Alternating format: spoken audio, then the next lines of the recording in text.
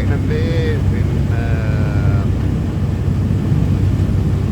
well, city, I suppose you'd say. You can't actually see much evidence that there is actually a city out there.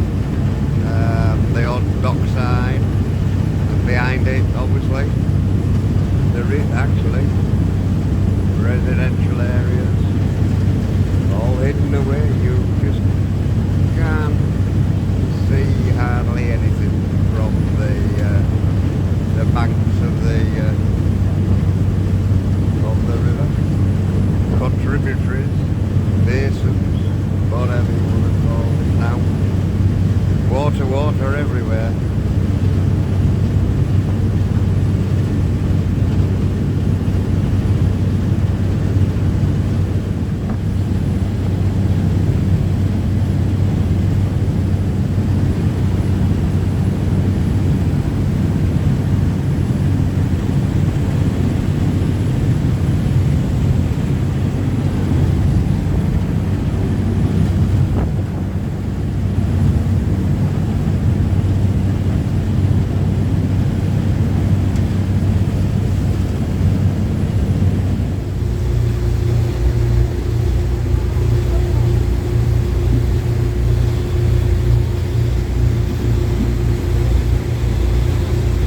Need to explain that one, don't I? Yeah. This is Rotterdam centre. Really not what I was expecting. Not at all. This is not like what you call a city centre.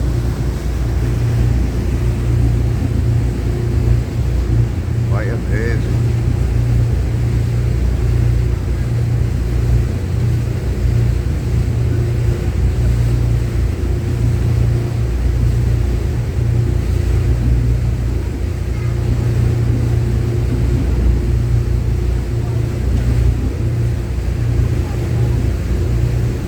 Your average waterfront, is it?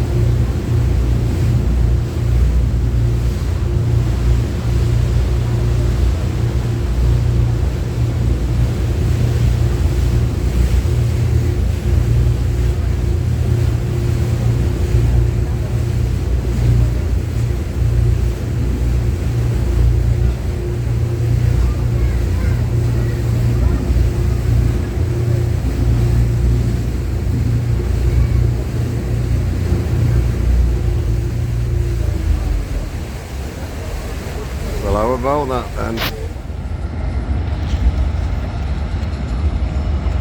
Just a little scene from the city of Rotterdam. It's certainly not what I expected at all. Not one bit. I mean, I've only been here a short time, but what I've seen of the place, it's absolutely, you know, I wish I had more time, because I reckon on favourite cities this may, it would have to go somewhere to do it like, but may just beat Paris. But anyway, we'll see what it all brings. Whoa, welcome to base camp. Yeah, one of the most strangest campsites I've ever come across. We will have a little look around again later. We're on to the usual thing every morning. Every morning, just the bog standard puncher, you know, tyres getting a little bit more, well past the end of their life. Yeah, it seems like every morning now we have to have a little issue. Anyway, we won't worry about that. Oh, by the way, Nellie is playing the old camera girl, so she'd make herself useful while she's been under repair.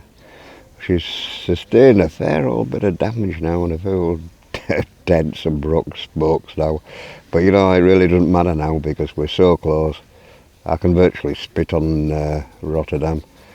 If we get a serious breakdown, to be honest with you, it doesn't matter now. Talk about the trip. Yeah, I've seen so many people. You know, this is one of the most cup of coffee here going. Not Yorkshire tea at the moment. Cup of coffee. I've seen so many people fail at the side of the road. Yet it's such an easy trail, really, for a cyclist. To achieve it, it is the most easiest trail. There's no doubt about it. It's not like the end-to-end. You've got a little bit of hard work at the beginning, and it just gets easier and easier. I mean, Holland is just, there isn't. I mean, I did find the only hill to ever go climb, I suppose, when I went through Holland here. I mean, a totally enjoyable trip, other than a little bit going through Germany, which I have also found an alternative route that I should have taken and didn't do, and I'm about to join up with that alternative route very, very shortly. Like I say, I'm only a few miles away from Rotterdam. It's virtually all over. We've done it. You know, a man with no legs has managed to travel down the Ruhr Valley, just do what everybody else does, and that's what it's all about. Achieve the same things that anybody else would do, with or without legs. As you know, I consider it to be just a minor inconvenience, basically. Oh, well, you know, my Uncle John, he's I must mention it. He's a proper Yorkshireman's Yorkshireman, and a man of very few words.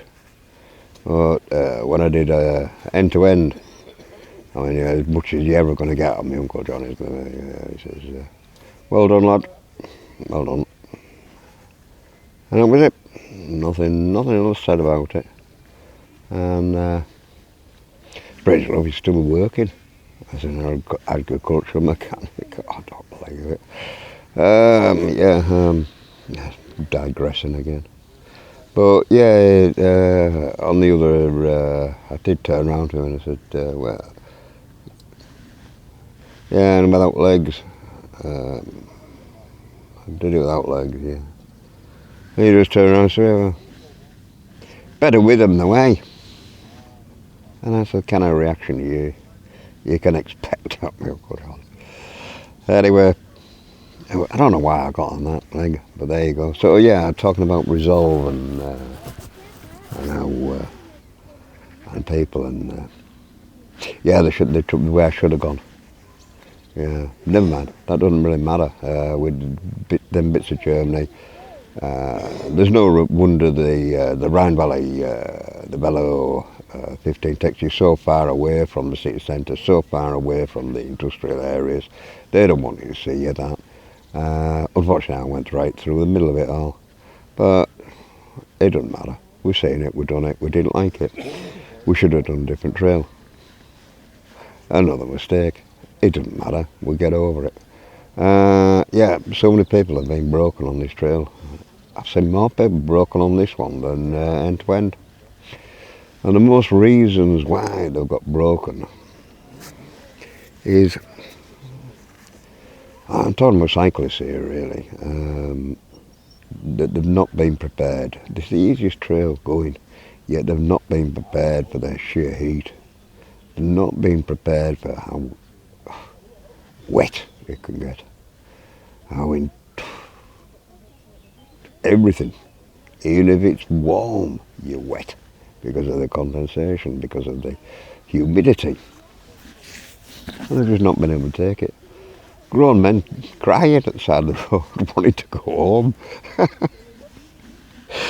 Anyway, that's another story, I guess. I guess it is. But you always tell when somebody's broken, because it's like,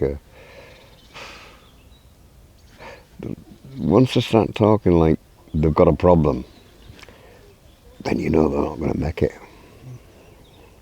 You know that's going to be an excuse to pack in. And there's so many people I've seen, both male and female, that have just given in, just packed in and gone home. Well, I guess that's another story. I guess that maybe in one way, this sounds strange, but maybe in one way, when you look at a disabled person, they've already been through crazy amounts of pain. Pain that doesn't actually register on the scale of, you know, when you're in hospital, they say, what pain level are you at on a scale of 1 to 10? You haven't got a pain level that high. And it's not also about physical pain sometimes, it's mental pain. A disabled person's been through the whole damn lot. Maybe not mental pain in my case, but in many people's disability that does come into it. But anyway, I guess that's enough of that. Anyway, talking about resolve, you know, I'm more concerned about the fact that what could be the critical bit. I'm desperately running out of Yorkshire tea bags. That could be the defining moment. Anyway, this might be one of the last camp talks we get. Or if I'll carry on with my repairs and we'll catch up a bit further down the road. Okay, this is, well, I guess part of, well, obviously that is opposite side of the river from Rotterdam itself. It's Dordrecht. I can't pronounce it. But what a beautiful little spot it is. This part of the old town, it does spread for quite a way, but it's not what you imagine. I'll try and explain later. Yeah, just a little view here of the little bridge there, cantilever bridge, I suppose that we'd call that. I don't know. Quite beautiful. We will move on a bit further. I wish I brought the adapter for the chair so we could ride along with it, but we haven't, but never mind. Yeah, just keep on going with the view in just a little shot. So we've got the kind of the old town, a little boat there. Quite a lot of these the older versions of the boat, and obviously there's one or two tourists coming up here. I presume tourists, it's sort of thing. I'm going to look at the little canals and everything. Behind me the bridge we just photographed earlier. But yeah, lovely little scenes.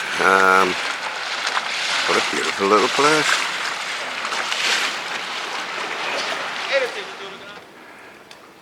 Well, what a fantastic place this is. These buildings here, obviously, at some point, and behind me would have been warehouses or whatever. Obviously they've been there, well, obviously they have, for a considerable length of time. There's a good example now of probably working boats in the day. Probably converted now to do, well no, obviously that one's covered over and it still looks like a working boat, the one by the side of it, the little yacht thing, with a, I suppose, would they call them a lee board, which is like the keel, and then panning round again. It kind of goes on a great big thing in a way there. I don't want to see that really, but yeah, just what a lovely little scene, eh? Kind of what you imagine, isn't it? Oh, Holland.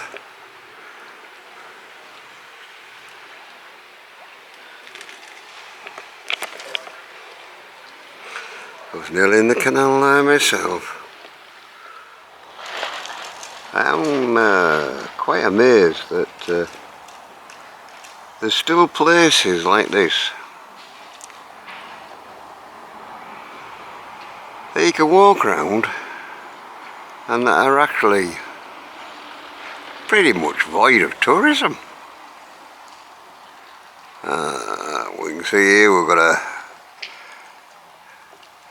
obviously a lift cradle for boats.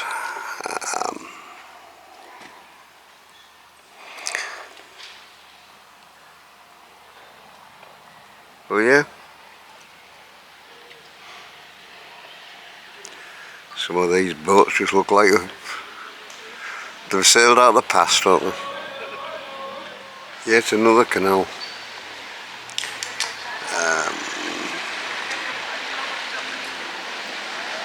Everywhere you go is water.